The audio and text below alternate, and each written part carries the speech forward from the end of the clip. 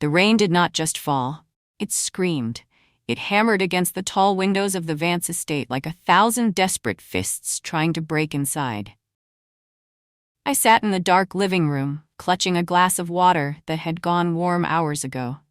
The house was too quiet. It was the kind of silence that felt heavy, like it was pressing against my chest, making it hard to breathe. 6 months had passed since the boating accident, yet I still expected to hear the pitter-patter of small feet running down the hallway. I still expected to hear a high-pitched giggle coming from the kitchen. Instead, there was only the ticking of the grandfather clock in the foyer. Every tick felt like a needle pricking my skin. The police called it a tragedy. The news called it a freak accident. My mother-in-law, Beatrice, called it God's will. But as I looked out into the storm, I felt a cold shiver that had nothing to do with the weather. Something was wrong. Deep in my gut, where a mother's instinct lives, there was a spark of fire. It told me that my life hadn't just shattered by mistake. It felt like someone had carefully placed the hammer and swung it with purpose. I wasn't just grieving, I was being hunted by a truth I couldn't see yet. My name is Elara Boaz. I am 31 years old, and until 6 months ago I thought I had the perfect life. I was an architectural designer, someone who spent her days creating beautiful structures and sturdy foundations. I understood how things were built, and more importantly, how they could be hidden. When I married into the Vance family, I stepped into a world of old money and quiet luxury. It was a world of silk sheets, silent servants, and secrets that were buried deeper than the roots of the ancient oaks on the property. My son, Kayden, was my entire world. He was 6 years old, with messy blonde hair and a smile that could light up the darkest room. He was the only thing that made the cold Vance estate feel like a real home. After my husband passed away 3 years ago, Kayden became the sole heir to a trust fund worth $900 million. I never cared about the money, but I knew others did. As I stood in his empty bedroom that night, I realized I had to start packing his things. Beatrice was insisting I move out. She said the house was too big for a broken woman. But as I reached under his bed, my hand hit something hard. I pulled out a small, crumpled envelope. It was a tuition refund check from the St. Jude Academy, the elite private school Kayden attended. My breath hitched as I looked at the date. The check was issued on October 14th. The boating accident didn't happen until October 17th. Why would the school refund his tuition 3 days before he was supposed to have died? A refund only happened if a student was withdrawn from the school permanently. I didn't sleep that night. The next morning, I drove to the academy. The air was crisp, and the stone buildings looked like a fortress. I walked into the headmaster's office without an appointment. Mr. Sterling looked up, his face turning a pale shade of gray when he saw me. He stammered, claiming the check was just an administrative error. He said the system must have glitched. But as he spoke, I looked past him toward the hallway. I saw the janitor scrubbing Kayden's old cubby with industrial bleach. It wasn't just being emptied, it was being erased. There were no stray crayons, no finger paintings, no traces of a 6-year-old boy. It was too clean. It was a crime scene without a body. My heart began to race. I knew then that Mr. Sterling wasn't just lying, he was terrified of someone. When I returned to the estate, Beatrice was waiting for me in the sunroom. She sat there, draped in me, cashmere, sipping tea from a porcelain cup that cost more than my first car. She was the matriarch of the family, a woman who controlled everything with a sharp tongue and a cold stare. She didn't look like a grieving grandmother, she looked like a CEO closing a deal. She pushed a set of papers across the marble table toward me. It was a finality waiver. "Elara, dear," she said, her voice like silk over a blade. "You need to sign these. It officially settles Kayden's estate and transfers the management of the trust to me. It's for the best. You are far too emotional to handle $900 million. You need to move into that lovely condo in the city and focus on your healing." I looked at her, and for the first time I didn't see a lonely widow. I saw a predator. She wasn't trying to help me. She was trying to buy my silence. She wanted me out of the house and away from the records. I pushed the papers back. "I'm not signing anything, Beatrice. Not until I understand why the school refunded Kayden's tuition before he even went on that boat." Her hand trembled for a split second. and the teacup clattered against the saucer. The silence in the room was deafening. Beatrice regained her composure quickly, but the mask had slipped. I left the house before she could say another word. I knew I needed help, but the police wouldn't listen to a grieving, fat, hysterical mother. I searched online for hours until I found a name. Julian Thorne. He worked out of a cluttered, dusty office above a 24-hour laundromat. He didn't look like a hero. He was a former insurance actuary and investigator who had been blacklisted by the big firms for being too thorough. Julian sat behind a desk piled high with ledgers and old files. He listened to my story without interrupting. When I told him about the refund check, he didn't call me crazy. He opened his laptop and began typing rapidly. "I've seen this before, Elara," he whispered. "People don't just vanish, they are moved. Look at this." He turned the screen toward me. He had accessed the National Merit Registry, a DNA database for gifted students. Kayden's profile had been completely deleted 48 hours after the accident. In my world, things only get deleted if they never existed, or if someone is trying to create a ghost. Your son's identity didn't die in a lake. It was erased from the system by someone with high-level access. Julian stayed up all night digging through digital shadows. I sat on a hard plastic chair, watching the neon sign of the laundromat flicker outside. At 4 a.m., he tapped the screen. Found something. He had traced a John Doe admission at a high-end private psychiatric facility called The Willows, located 3 counties away. The admission happened on the night of the accident. The patient was listed as a nonverbal ward of the state. He pulled up the intake description. It described a 6-year-old boy, approximately 4 feet tall, with blonde hair and a small scar on his left knee from a bicycle fall. My heart nearly stopped. Kayden had that exact scar. "That's him," I breathed, tears finally stinging my eyes. "That's my baby." Julian looked at me with a grim expression. "Elara, if he's there, he'd share. It's been legally reclassified. According to the state, that boy doesn't have a name. He doesn't have a mother. He is a blank slate. If we go to the police now, Beatrice will use her influence to move him again before they even get a warrant. We have to be careful. You're dealing with a woman who has the power to change the law to suit her bank account." I couldn't help myself.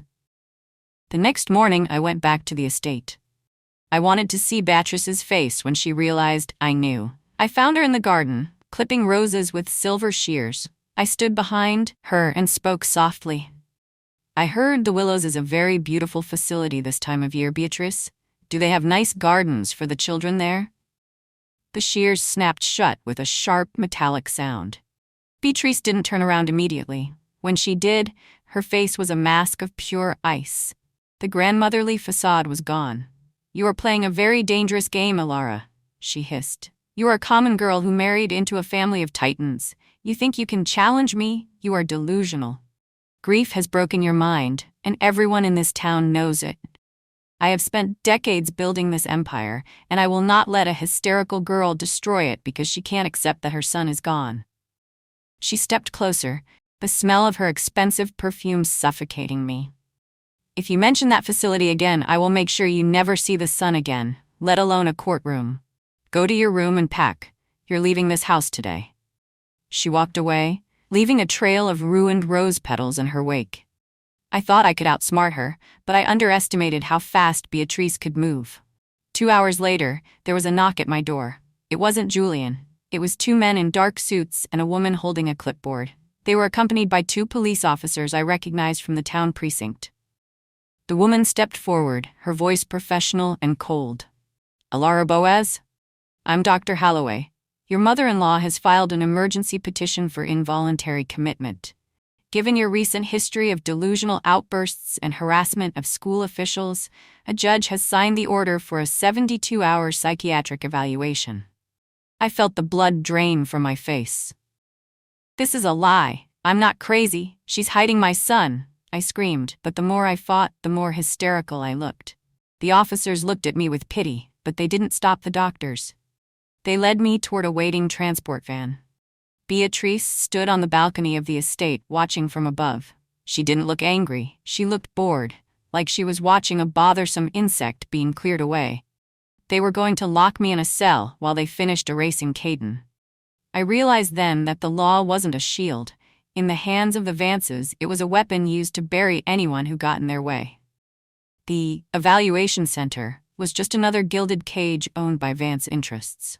However, Beatrice made one mistake. She didn't realize I had spent 10 years designing buildings.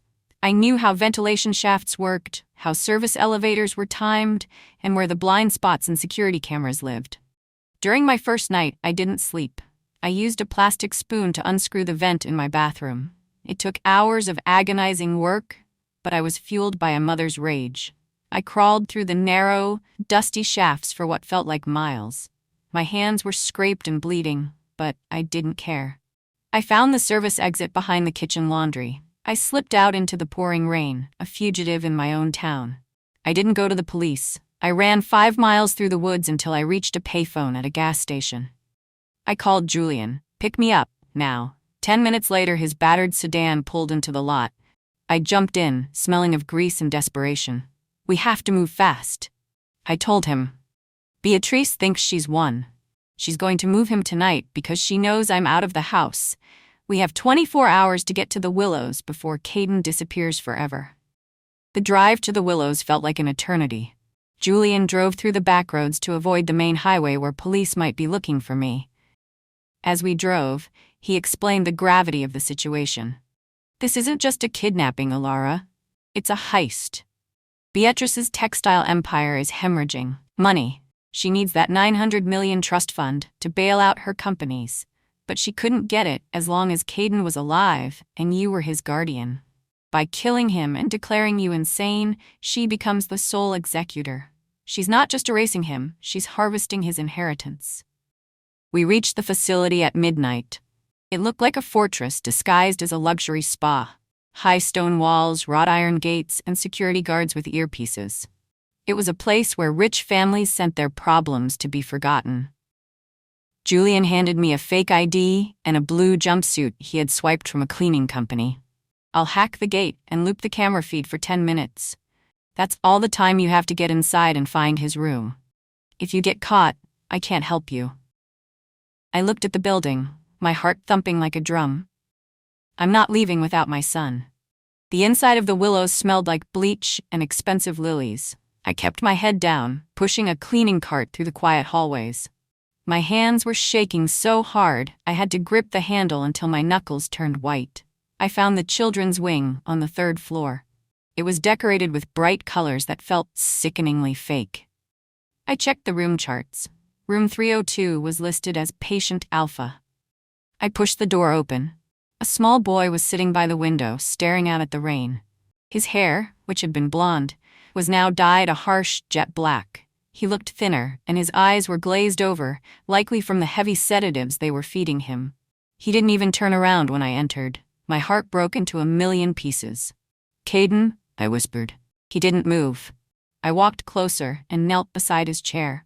I began to hum a soft, low tune, the nursery rhyme I had sung to him every night since he was a baby. Slowly his head turned.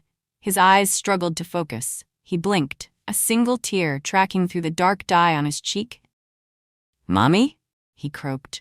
His voice was small and raspy, but it was the most beautiful sound I had ever heard. I grabbed him and pulled him into a desperate hug. "I'm here, baby. Mommy's here. We're going home." I started to lift him, but the door burst open. 2 heavy-set security guards stood there, followed by a woman in a lab coat. But behind them was the person I feared most. Beatrice stepped into the room, her eyes narrowed in cold fury.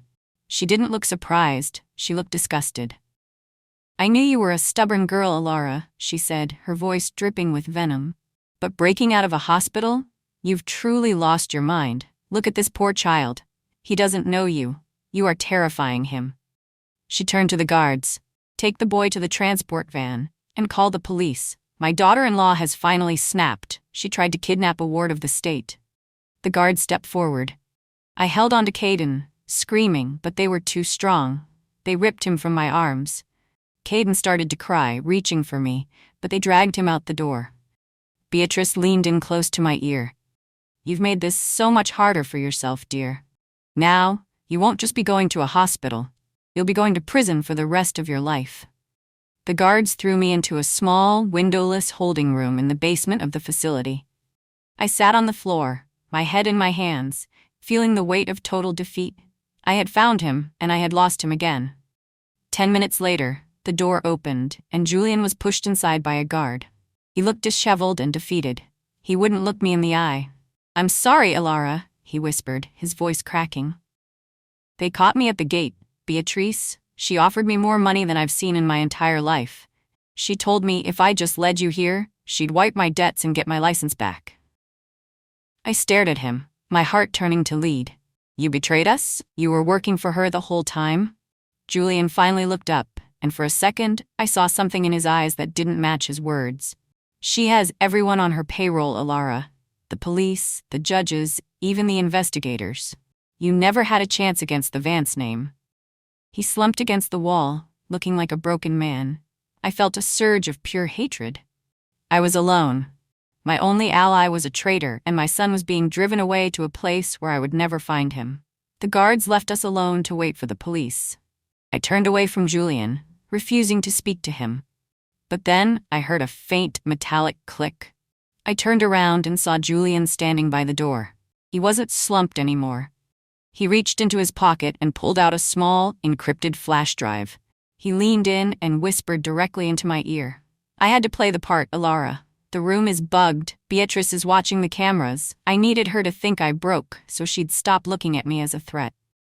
He pressed the drive into my palm. While I was confessing to her in her office, I planted a keylogger on her private terminal. This drive contains her personal emails, the bank transfers to the headmaster, and the recordings of her phone calls with the facility director. It's all here. Every penny she stole, every person she bribed. I'm not a traitor. I'm the man who just built her gallows. He looked at the door. "The police are 5 minutes away. When they get here, don't fight. Be the broken woman she wants you to be. We need them to take us to the station. That's where the state auditors are waiting. I sent them a tip-off an hour ago." The police arrived and handcuffed us. Beatrice stood by the entrance, watching with a smug smile as they put me in the back of a patrol car. She thought she had won. She thought she had buried the truth along with my son's identity. But as the car pulled away, I looked at the flash drive hidden in the lining of my jumpsuit. I wasn't the common girl she thought I was. I was an architect. I knew that even the grandest empires had a single structural weakness, and I had just found hers. We weren't taken to the local precinct. Julian had diverted the call to a federal task force. When we arrived at the station, we weren't met by the local cops on Beatrice's payroll. We were met by a team of stone-faced men in suits from the state auditor's office and the IRS. They had been tracking the Vance family's offshore holdings for months, but they lacked the inside evidence to freeze the accounts. Julian stepped forward and handed over the drive. "Everything you need is on here," he said, including the location of a missing 6-year-old heir who has been legally erased to facilitate a $900 million insurance fraud. The next 6 hours were a whirlwind of tactical strikes. The auditors didn't waste time with phone calls. They moved with the cold efficiency of a wrecking ball. While Beatrice was at her estate, preparing a victory dinner, the insurance company received a federal injunction. Every single one of the Vance family. Its liquid assets was frozen. The finality waiver she wanted me to sign became the very evidence of her motive. I sat in the observation room, watching the monitors as the federal agents prepared to raid the estate. I didn't care about the money. I didn't care about the textile empire. I just wanted my son. "Where is he?" I demanded. The lead agent, a man named Miller, looked at me with a grim expression. "We were tracking the transport van now, Elara. But Beatrice is smart. She's using decoy vehicles. She's not just trying to hide him anymore, she's trying to disappear him completely. We have to find him before he crosses the state line, or he'll be moved into a different jurisdiction, where our warrants don't reach." The fire in my gut returned. I knew Beatrice wouldn't go down without burning everything first. The raid on the Vance estate was broadcast on the local news. I watched as the quiet luxury world Beatrice had spent decades building was dismantled in minutes. Federal agents carried out boxes of files and computers. The high society neighbors gathered at the gates, whispering and pointing. Beatrice's credit cards were declined as she tried to pay for her private security detail. The mask of the noble matriarch was being shredded in front of the whole world. But the victory felt hollow because Kayden was still missing. Beatrice was taken into custody for questioning, but she sat in the interrogation room with a cold, mocking smile. "I don't know what you're talking about," she told the detectives. "My grandson died in a tragic accident. Elara is a sick woman who has kidnapped a poor orphan from a care home. You are harassing a grieving widow." She was a master of the lie, even when the truth was staring her in the face. She knew that as long as they didn't have the boy, she still had a card to play. She was waiting for her high-priced lawyers to arrive and bail her out. Just when it felt like the investigation was hitting a wall, a new twist emerged. The police received an anonymous tip about a child's body found in the river near the estate. My heart stopped. I felt the world go dark. Miller rushed back into the room. "Elara, stay calm. They found something, but we don't know if it's him." Beatrice, hearing the news in the other room, began to wail loudly, a fake, theatrical display of grief. "My poor grandson. Elara must have killed him in her madness." The public watching the news began to turn. Social media was flooded with comments calling me a murderous mother. The narrative Beatrice had spent months crafting was working. The police were forced to treat me as a suspect in a homicide. It was a brilliant, desperate move by Beatrice. If she could convince the world Kayden was dead, she could stop the search and move the real boy under a different name. I sat in the cell, feeling the walls close in. "He's not dead," I whispered to the empty room. "He's not dead. She's lying. She's always lying." Julian appeared at my cell door an hour later. He looked pale. "Elara, they just released a video. It's a deepfake." He showed me his phone. It was a grainy video of a boy who looked like Kayden, calling Beatrice mommy and saying he was scared of the mean lady. It was a digital ghost created with high-end AI software. To the average person, it looked real. To a mother, it was a disgusting insult. "She's using his voice, Julian," I cried. "She took old home movies and twisted them." Julian nodded. "It's working. The judge is considering a gag order against us. We're losing the narrative." But then, I remembered something.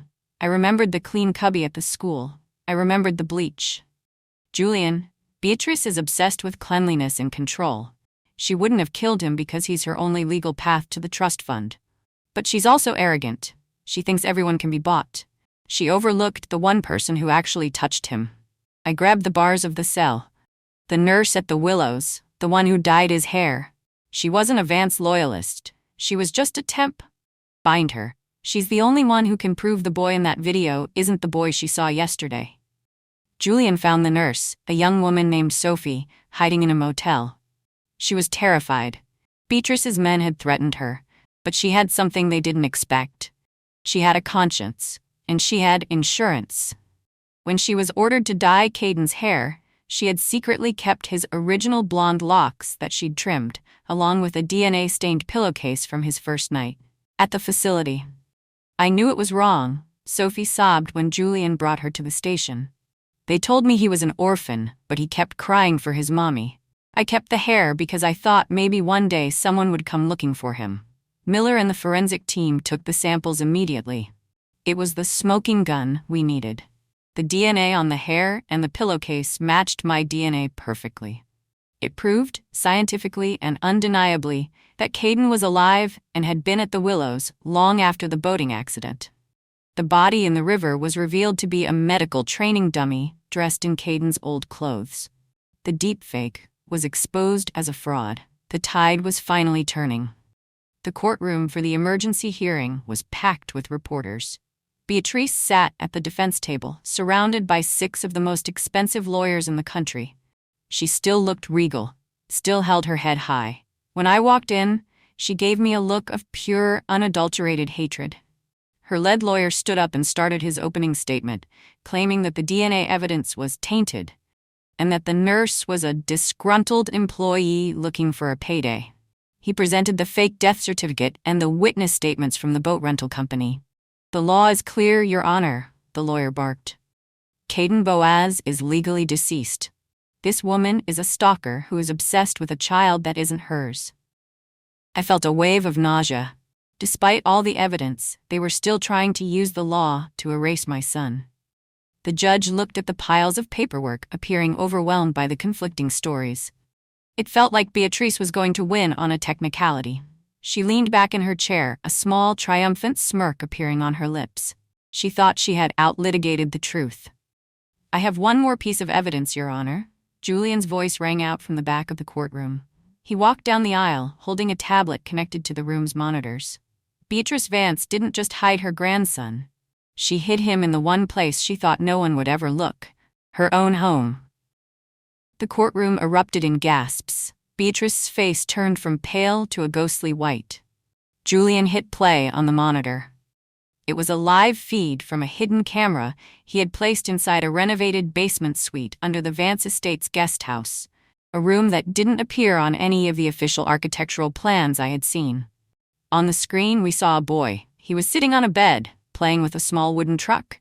His hair was still black, but he was alive. A guard was standing by the door. "We found the invisible room, Beatrice," Julian said, his voice echoing in the silent court. "The police are entering the room right now." On the screen, we watched as federal agents burst through the hidden door. Kayden looked up, startled. One of the agents knelt down and took off his helmet. "It's okay, Kayden. We're taking you to your mom." The downfall of the Vance family was total and immediate. Beatrice tried to run from the courtroom, but the officers blocked the doors. Her lawyers literally stepped away from her, realizing they were now representing a woman caught in a federal kidnapping and fraud case. She was handcuffed in front of every major news camera in the state. The quiet luxury she prided herself on was replaced by the cold steel click of handcuffs. She was charged with 42 felony counts, including kidnapping, insurance fraud, racketeering, and falsifying legal documents. The textile empire collapsed as the board of directors scrambled to distance themselves from her. She lost her name, her home, and every cent of the fortune she had tried to steal. As she was led away, she looked at me one last time.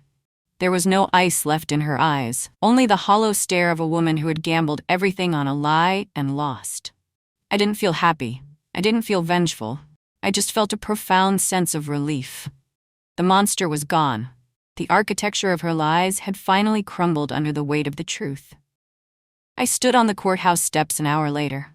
The rain had finally stopped, and a weak sun was peeking through the clouds. An ambulance pulled up, and the doors opened. I didn't wait for them to help him out. I ran. Kayden stepped onto the pavement, looking small and fragile in his oversized clothes. When he saw me, his whole face transformed. The glaze in his eyes vanished, replaced by the bright, shining light I remembered. "Mommy," he screamed, his little legs moving as fast as they could. I collapsed to my knees and caught him, burying my face in his neck. I cried until my lungs hurt, holding him so tight I thought we'd never breathe again. "I've got you, baby. I've got you." Julian stood a few feet away, a rare smile on his face. He had risked everything for a woman he didn't know, and a boy he'd never met. I realized then that I wasn't just a common girl. I was a mother who had fought a titan and won. I was the guardian of a $900 million legacy. But as I held Kayden, I knew the only inheritance that mattered was the heartbeat I felt against my chest. Life didn't go back to the way it was, and I didn't want it to. I sold the Vance estate, the Museum of Secrets, and used the money to start the Boaz Foundation. We help families whose children have been lost in the legal system or taken by those with too much power. Julian Thorne is my head of investigations. He finally got his license back, and he has a real office now, with windows that actually open. I live in a small, bright house by the coast. There are no silk sheets or silent servants. There is only the sound of the ocean and the noise of a happy 7-year-old boy. Kayden's hair has grown back to its natural blonde, and the black dye is a fading memory. Sometimes, on stormy nights, I still feel a shiver. But then I look at the porch. I see Kayden playing in the grass, and I see the sunset painting the sky in colors that no amount of money could ever buy. The Vances tried to erase us, but they forgot one thing. You can't erase a mother's love. It is the strongest foundation in the world. And it is a truth that will always find its way home.